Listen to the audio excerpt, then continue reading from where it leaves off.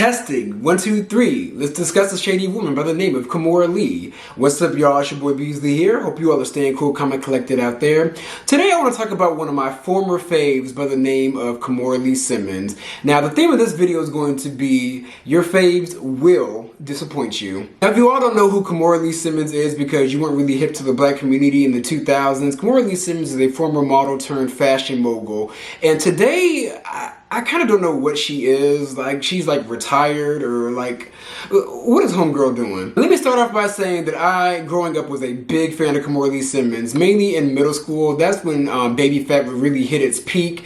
She was that girl. You know, she was cool, she was relatable, she was beautiful, a biracial woman. A lot of people think she's just Asian, but no, she's Japanese, Korean, and half black. I think her dad, I don't think she ever really met her dad, so don't know how in tune she was with the blackness. We're going to get into that a little bit later, but she was a successful black woman that was really doing the damn thing. Biracial woman, I mean. But anyways, back in the day, baby fat was dope. Now, you know, I'm a guy, so I didn't own a piece of baby fat. I owned like the Fat Farm shoes. I only had the white and red ones. Wish I would have had the white ones because they would have went with more outfits, but I digress. But anyways, baby fat was the one brand that was really doing the damn thing for black women and women of color and women of different sizes. And baby fat was the one hip hop urban brand that was catered to females during that time. Ugh, that word urban, yeah. Baby fat literally walked so that Fashion Nova and all these other little Instagram boutiques can run. Like, Kimora Lee Simmons really had the game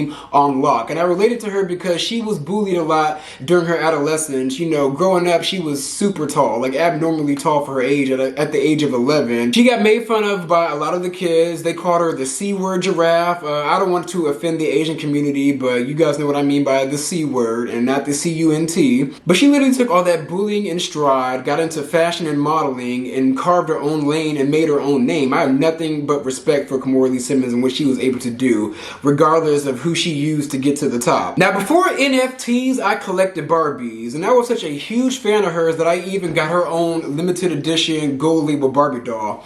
I wonder how much this is worth now, but you disappointment, you. But I noticed there was a different side to Kimora, a shady side and a lazy side. And I realized that when her reality show, Kimora, Life in the Fab Lane, came out on the Style Network. And you know, when that show, before it came out, like, I was just so excited. I was anticipating the launch of that reality show because I wanted to see what it took and see also the day-to-day life of a fashion mogul, because growing up, I wanted to be in fashion and be as big as her. But y'all, I watched that show and it just felt like she didn't really do much of anything. Now, granted, when you're a fashion designer, especially on her grand scale, you're definitely going to have a team of designers under you that are going to give you some looks so that you can regurgitate it out to the masses.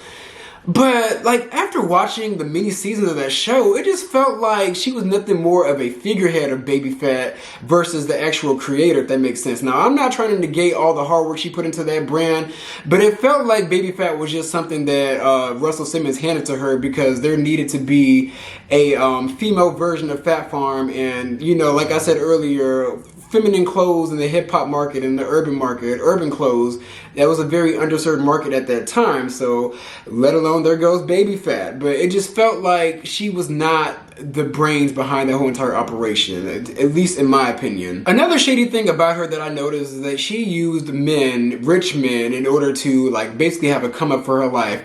Now, when it comes to women and dating, I'm all for the motto of don't be a dumb hoe. That's a no-no.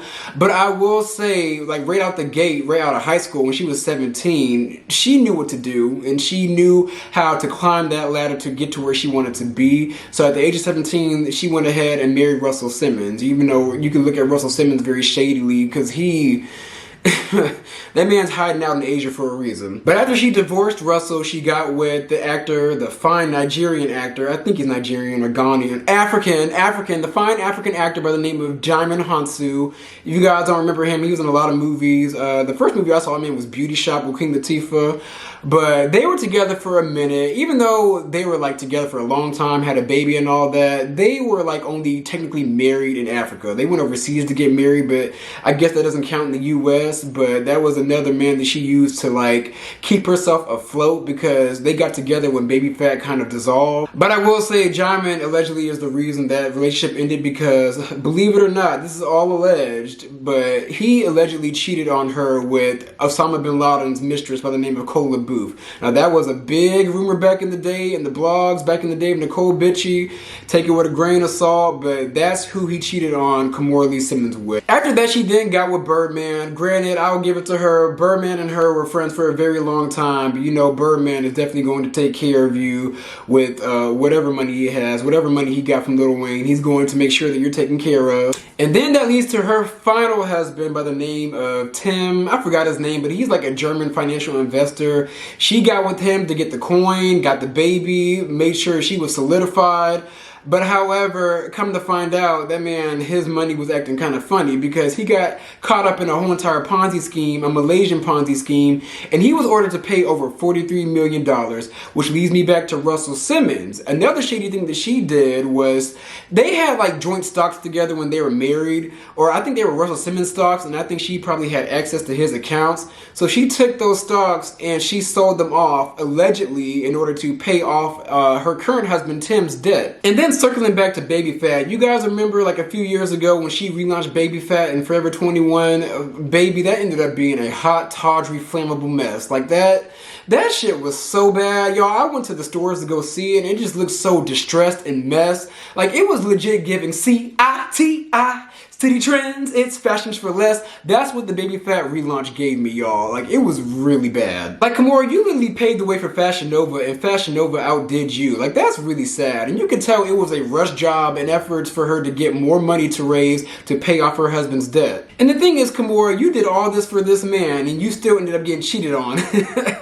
Y'all, Kimora has been cheated on her entire life. Like, it's ridiculous at this point. Like, you keep trying to hold on to these rich, powerful men in order to keep your lifestyle the way it was, and yet it just ends up crumbling because you're only getting with these men for superficial gain and not really for love. I mean, a few years ago, probably last year, they saw Tim out like canoodling with a whole nother woman. So, and you haven't even seen those two out together ever since. So it's just like, damn, you were literally robbing Peter to pay Paul, robbing one ex-husband to pay the next ex-husband, and you still got left, girl. Like, when are you going to learn? And lastly, y'all, we all have to talk about how her as a biracial Asian and black woman shaded another biracial black woman.